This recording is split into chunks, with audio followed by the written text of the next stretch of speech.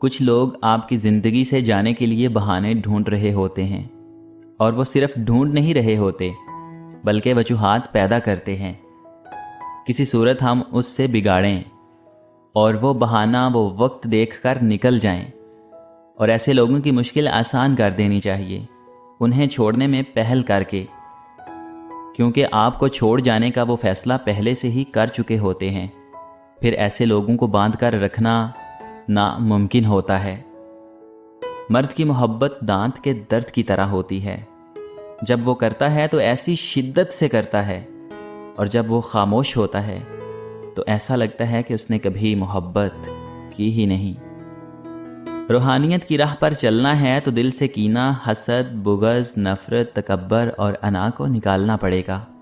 اللہ تعالیٰ کی دوستی حاصل کرنی ہے تو اس کے بندوں پر مہربان ہونا پڑے گا، کیونکہ عبادت کرنے سے پارسائی ملتی ہے اور نیکی کرنے سے رب ملتا ہے۔ عورت کے پردے کی سب کو فکر رہتی ہے۔ سب پوچھتے ہیں کہ عورت کا پردہ کیسا ہونا چاہیے۔ کیا کوئی یہ بھی جانتا ہے کہ اللہ تعالیٰ نے قرآن کریم میں مرد کے پردے کا بھی ذکر فرمایا ہے؟ مومن مردوں سے کہہ دو کہ وہ اپنی نگاہیں نیچی رکھیں اور اپنی شرمگاہوں کی حفاظت کریں، یہی ان کے لیے پاکیزہ ترین طریقہ ہے۔ کچھ لوگ آپ کی زندگی میں تاروں کی طرح ہوتے ہیں، بہت ہی مدھم مگر ٹھنڈک اور سکون بخشنے والے، جو آپ کے ساتھ بہت خاموشی سے سفر کرتے رہتے ہیں، آپ کو احساس بھی نہیں ہونے دیتے۔ نہ وہ آپ کی توجہ چاہتے ہیں اور نہ ہی آپ کو کسی بات پر مجبور کرتے ہیں، وہ تو بس آپ کی راہ کو روشن کرتے ہیں۔ زندگی کی کتاب میں اتنی غلطیاں نہ کرو کہ پینسل سے پہلے ربڑ ختم ہو جائے اور توبہ سے پہلے زندگی میں اگر آپ کے انتہائی عزیز اور قریبی لوگ بھی آپ سے دغا کر جائیں، آپ کے خلاف ہو جائیں، تب بھی آپ اگر صبر سے کام لیں اور اللہ تعالیٰ پر کامل بھروسہ رکھیں تو اللہ تعالیٰ آپ کو وہ مقام عطا کریں گے کہ زمانہ دیکھتا رہ جائے گا۔ اندھیری نگری میں روشنی اور نور کے خزانے آپ پہ کھول دیے جائیں گے۔ بہت سوچ سمجھ کر اپنوں سے روٹھا کرو۔ آج کل منانے کا رواج ختم ہو گیا ہے۔ ماں بچے کو پیٹ میں 9 مہینے پالتی ہے، اور اس کے بعد باپ اپنے مرنے تک اپنے خاندان کے لیے دنیا سے لڑ جاتا ہے، پیسہ کماتا ہے، گھر بناتا ہے، لیکن باپ نہ رو سکتا ہے اور نہ ہی اپنا درد دکھا سکتا ہے۔ اپنے آپ کو مار کر بچوں کی خوشیوں کی تلاش میں روز سڑکوں پر نکلتا ہے۔ باپ کی قربانیوں کی صحیح معنوں میں قدر نہ تو ہمارا کلچر کرتا ہے، نہ کسی شاعری، روایت یا فوق داستان میں اس کا ذکر آتا ہے۔ ساری توجہ، ساری کہانیاں اور ساری کی ساری شاعری ماں کی قربانیوں سے بھری پڑی ہیں، اور باپ کی قدر صرف اس کے جانے کے بعد ہوتی ہے۔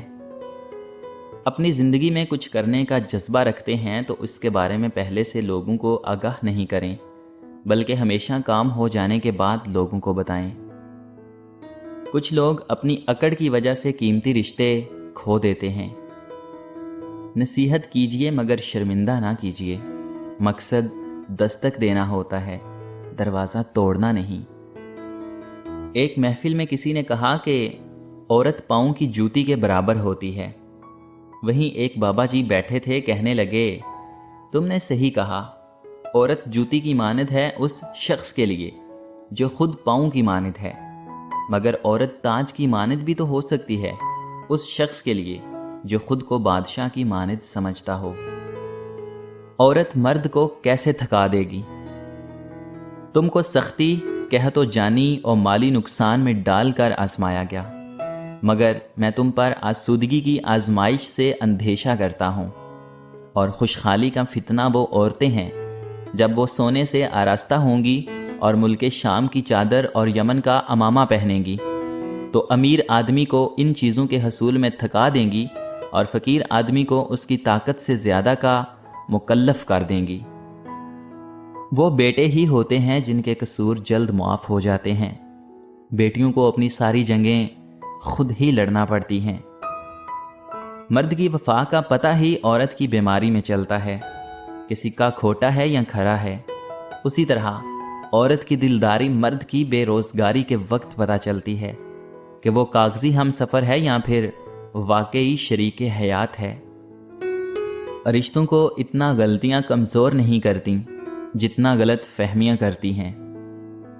جب آپ اپنے بیوی بچوں سے زیادہ دوسروں کو ترجیح دیتے ہیں تو سمجھ لیجئے آپ غلط راستے پر ہیں۔ سدرۃ المنتہا کیا ہے؟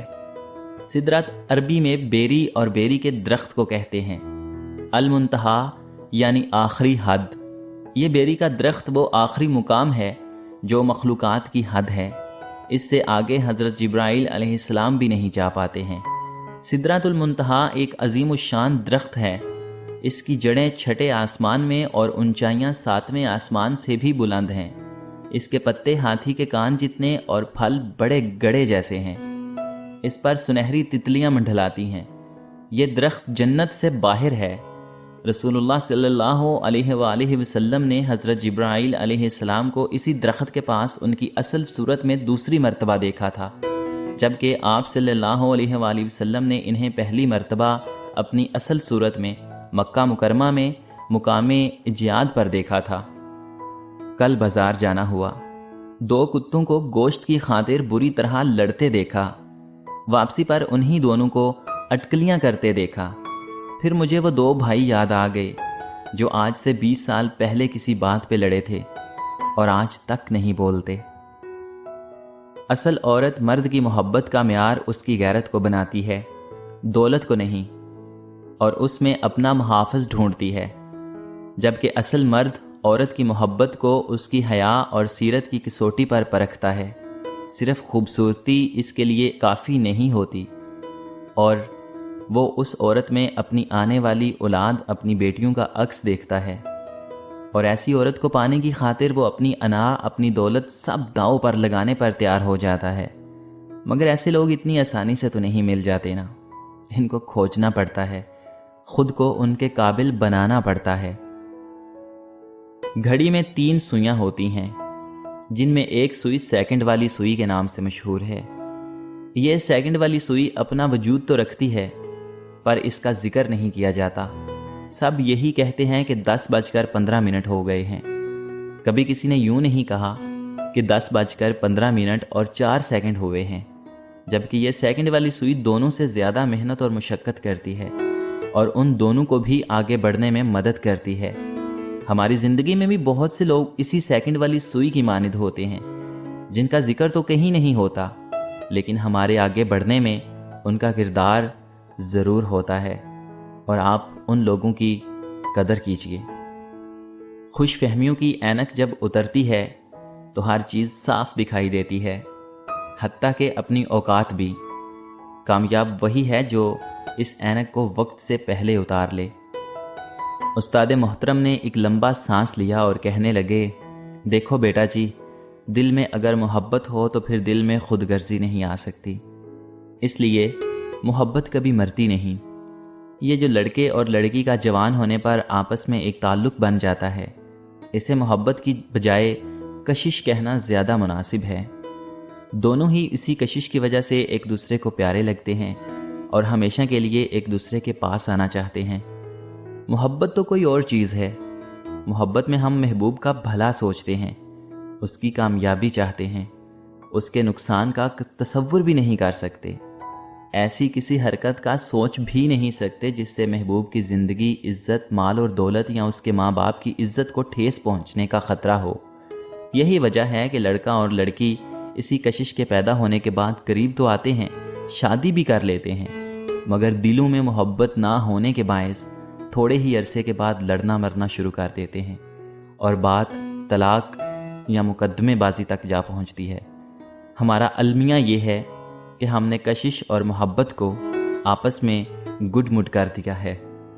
اللہ تعالیٰ کے ہاں بس شرک ہی کی بخشش نہیں ہے، اس کے سوا اور سب کچھ معاف ہو سکتا ہے جسے وہ معاف کرنا چاہے۔ جس نے اللہ تعالیٰ کے ساتھ کسی کو شریک ٹھہرایا تو وہ گمراہی میں بہت دور نکل گیا۔